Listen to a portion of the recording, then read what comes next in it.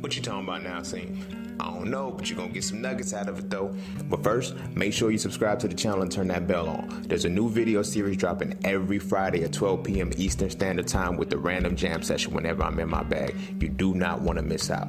Also, be sure to check out my books, man. The link's in the description below, right along with my vegan class if you're trying to go plant-based and stay plant-based. I'm telling you, it works. Oh, and lastly, be sure to follow me on Instagram at _just_scene_. The nuggets I don't put over here, I put over there, so you can always get me when you need me. But you ain't really coming for all of that. Peace, love, knowledge, and freedom. I'm out.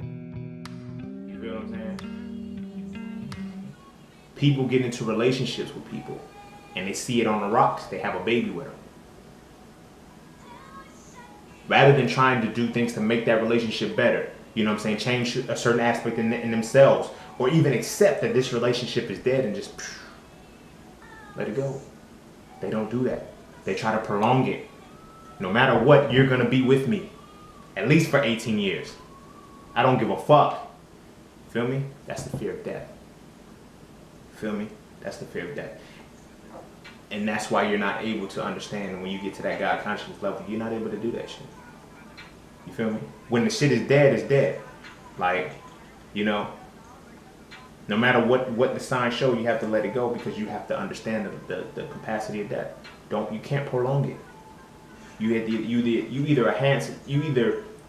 enhance life or you prolong it. And if you prolong in life, you're not where you need to be because you can't even get over it. You're not even prepared. If you're trying to prolong life, you're not prepared for grief. You feel what I'm saying? You're not prepared for grief, which means that you also are going to be wrapped up into emotion, which goes down to the sacral chakra, and then you're going to have fear of loss, which push you that way to your root. Right? So once we get over that earthly attachment shit, then we go into the blacker chakras. You feel what I'm saying? Vibrational wise, those are 64 degrees. The black chakra, which is the 8th, which is 64 degrees of consciousness plus everything below it, and then the 9th chakra, 72 degrees plus 72 degrees of consciousness plus everything down below, which then ultimately all adds up to 360 degrees of finite consciousness. Now you're in the square. You are in the ability of quantification. You feel what I'm saying?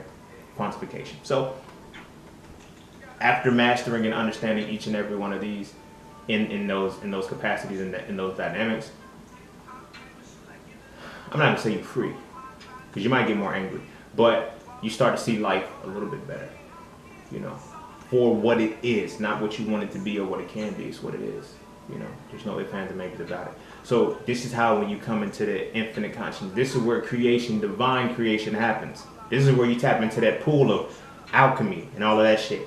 There's, you know, the finite level. This is a very pivotal point. The finite level is where the finite level is where you perform alchemy.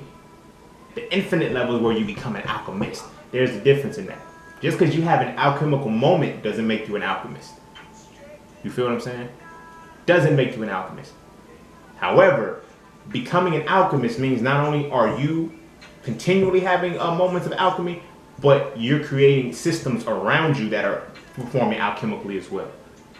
You feel what I'm saying? For example, if you are a divine creator, right, and you're creating within your life, and it just so happens that the residual effects and the reverberation is making everybody else better, you're an alchemist. You're an alchemist. But if you're just creating shit and nothing else is beneficial out of that, you're not an alchemist. Do I consider myself an alchemist? Yes, I do. Yes, I do. You know, not from, you know, I don't follow the ideas of humbleness and all that shit because I am my standard. I know what the fuck I am. But yes, I am an alchemist because there's not a person that I've ever encountered in my life that has not left my life better than they did when they entered it. You feel me? And that's just me when I'm just doing my own thing. It's just like, it is what it is. And I understand that when my alchemy kicks in, I make shit better. I make people's lives better. You know? That's why I write books and I write the things that I do, because it's like, yo, when this alchemy reverberates, it's going to go to you to expand, to go off to somebody else. That's what an alchemist is.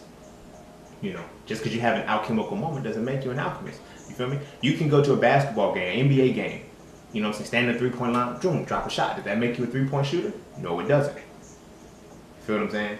3-point shooter has to what? Continually make 3-pointers. Feel me? So that's what it's like. But the point was, when you enter the finite consciousness, that's when you become an alchemist. As long as you're in the infinite consciousness, which is the first 9 chakras, and you know what I'm saying, that the squared 360 degrees before you're in the qualitative 360 degrees or the circle, you're not really in that dynamic. But that's when you practice.